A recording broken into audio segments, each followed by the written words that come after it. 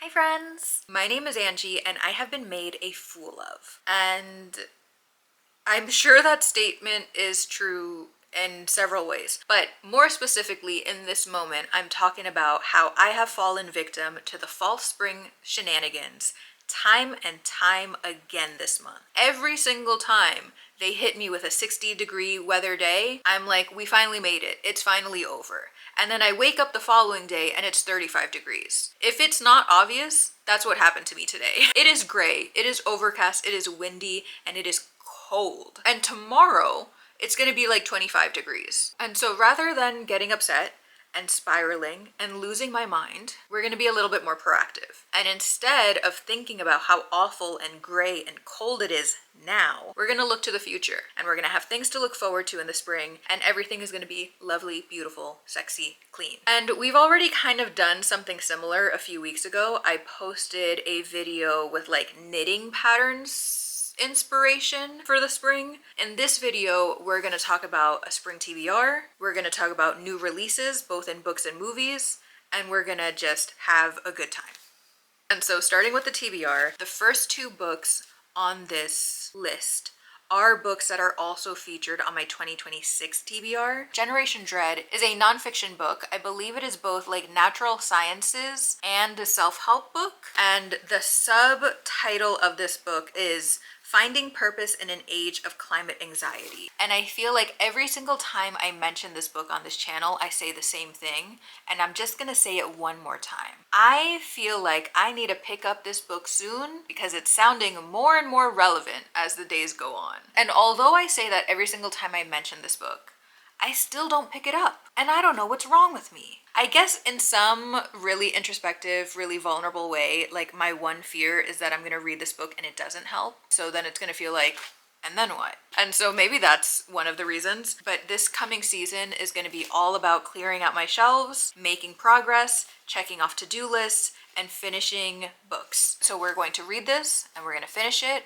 And God willing, it's gonna actually do something for my brain. And then we also have Dune, which I think is the most ambitious book off of this TBR, because this book is massive. The font size, pretty small. So there's a lot of content within these pages. Content that I can't really tell you about because if I'm being so real with you, I don't know anything about Dune. And that's that I have seen the movie. The only thing I remember about the movie is that it was very long, and it was very orange. The next book on this TBR is The Everlasting by Alex E. Harrow. This is a book that is following a knight and the historian who researches this knight. And something happens that the historian like time travels to like the original timeline of this knight and they fall in love?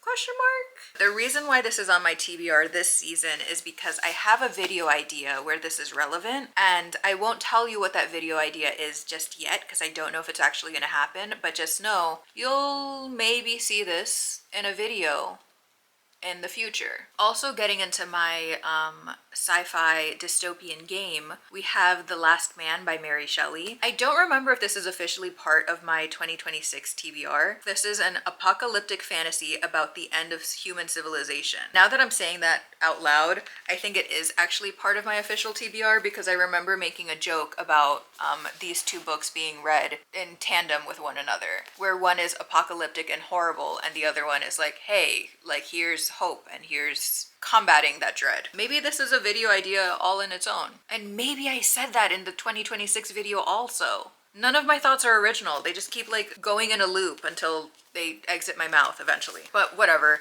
Moving on to the nonfiction, we're going to be reading a lot of nonfiction this season. We have Jane Austen's Bookshelf by Rebecca Romney. This is a interesting take on a biography because we're looking and exploring the authors and the stories that she would have been reading as she was writing her stories. I think that's a really cool way of looking at someone's life and looking at the like societal norms that they were experiencing while they were alive. And similarly, we are finally going to focus and finish Romantic Outlaws by Charlotte Gordon. This is the biography of both Mary Wollstonecraft and her daughter Mary Shelley, and this also has a really interesting dynamic to it where the chapters alternate between mother and daughter, and so you're like really able to see the connections between mother and daughter. And then also in the similar vein of just like finishing books that are on my currently reading list, I'm also going to prioritize 78 Degrees of Wisdom by Rachel Pollack. This is a like tarot guidebook that I got my hands on a few months ago. If you're unawares, I'm into tarot. I do some readings for myself. I do some readings for other people. But I do admit that I'm something of an amateur. I do admit that I'm something of a beginner. And so I got my hands on this book because I really wanted to like dissect the symbolism in the cards and to like garner more information. So it's just like training for me to be a better tarot reader moving forward. And although I'm making a bigger effort to read off of my physical TBR, I'm only human. I'm still aware of new books that are coming out and I'm still interested in them. And so in the upcoming season, there are 3 books that I'm really excited for. First book that I'm looking forward to is The Caretaker by Marcus Clywer. Marcus Clywer also wrote the book We Used to Live Here. Ever since reading that, I was excited to see what else he has in store. And so when I found out that he has another book coming out, you best believe I added it to my TBR. The Caretaker is a supernatural horror about a young woman who accepts a caretaking job from Craigslist, only to discover the position has consequences far greater and more dangerous than she ever could have imagined. I believe the more detailed blurb also makes mention of like something is weird with the house, but also like there's an evil entity, so there might be like a demonic element to this novel. I'm not entirely sure yet, and I'm actually totally fine not knowing because my experience with We Used to Live Here was so fun going in with no expectations that I plan to do the same with this book. The second book that's on my radar is Land by Maggie O'Farrell. Maggie O'Farrell also wrote Hamnet, which was a great book. A lesser so movie, but a great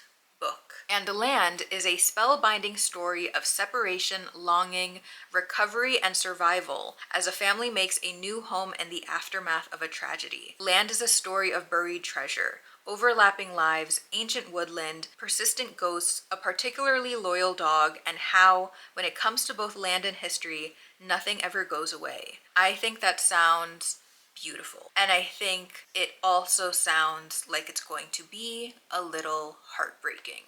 And I can't wait. And then finally, we have The Very Definition of Love by Sophia Benoit. In this book, we are following Harriet, who is on her 5th season with no marriage prospects. But she's okay with that because it gives her more time to write her dictionary of modern slang. Words are her passion, especially the exciting, filthy ones men have kept hidden from women for far too long. While researching late in the library during a party, Harriet accidentally finds herself in a compromising situation with the notorious rake, Lord Alexander. To save her reputation and her younger sisters from ruin, Harriet has no choice but to slightly kidnap Alexander and strong-arm him into an elopement. This sounds silly. This sounds goofy. This sounds so fun. I think Harriet is going to be a really fun character to follow. I think she's going to have a lot of spunk. I think she's going to be really cool. I think she's going to be that girl. And of the movies, I also narrowed it down to 3 because I'm really considerate about your time and my own. The movies that I'm looking forward to include Forbidden Fruits, which I think is actually going to be already out by the time I post this video, if I'm getting my timing correctly. But Forbidden Fruits is a horror comedy produced by the same person who did Jennifer's Body and Lisa Frankenstein. So like, it's gonna be cool. It's gonna be clever. It's gonna be funny. It's gonna look amazing. I think it's following like a coven of girls who work at a mall. I don't really know what to expect, but I'm like really looking forward to it. The second movie I'm really looking forward to is The Drama, and this is another movie that I have 0 information about, which really doesn't work for this video format where I'm trying to talk to you about movies. But this is like one of those movies that I don't think you should have any information going into it. I have seen exactly 1 clip and 1 like PR video of Zendaya regarding this movie. And I remember in the clip of Zendaya, she said something along the lines of, this is a movie that you go in blind. This is a movie that is going to have people divided. This movie is going to be a conversation starter. And that has me really excited because I love a movie that's like that kind of dramatic, but it also is very similar to the promo that she did when she was doing Challengers, and I loved Challengers. And I love the discussion that followed watching Challengers. And if she is delivering another movie that is like on the same level as Challengers, speechless. I can't wait. Next movie I'm looking forward to is Hamlet, starring Riz Ahmed. This is a adaptation of Hamlet set in modern day London in a South Asian community. And I think that's incredible. I feel like this is what Shakespeare is all about. You know what I mean? Like, his work is supposed to be for the people. Like, one of the reasons why his plays are still talked about today is because they were so universal. And so I always get excited when one of his plays are getting adapted again, and especially when they're getting adapted in a new lens, with a new perspective, in a new time period. Like, whether it's modern day London in a South Asian community, or if it's California in the 90s, like, this is what Shakespeare's about. This is what he wanted. And so I'm just like so stoked that we're getting another one. And then the last movie on this list is Disclosure Day. This is the new Steven Spielberg, and the little tagline for this is, if you found out we weren't alone, if someone showed you, proved it to you, would that frighten you? And